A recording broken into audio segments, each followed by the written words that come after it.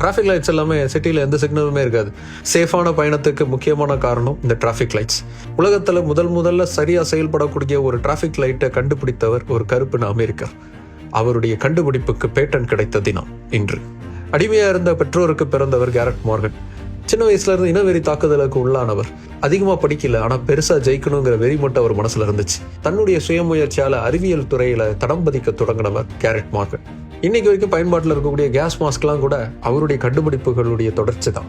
அப்படி அவர் பண்ண சாதனைகளில் முக்கியமானது டிராஃபிக் லைட் சிஸ்டம். கேரட் மார்கனுக்கு முன்னாடியே நிறைய பேர் டிராஃபிக் சிக்னல்ஸை உருவாக்கி இருந்தாலும் அவர் உருவாக்குனது தான் முழுமையான ஃபங்க்ஷனோடையும் பலத்த பாதுகாப்பு தரக்கூடியதாகவும் இருந்துச்சு.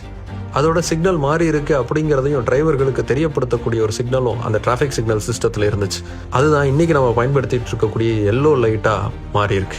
இப்படி நவீன டிராஃபிக் சிஸ்டம் உருவாவதற்கு அடிப்படை அமைத்தவர் கேரட் மார்கன். அவருடைய இந்த கண்டுபிடிப்புக்கு 1923 வருடம் பேட்டன்ட் ஆஃபீஸ்ல இருந்து பேட்டன்ட் தரப்பட்ட தினம் இன்று.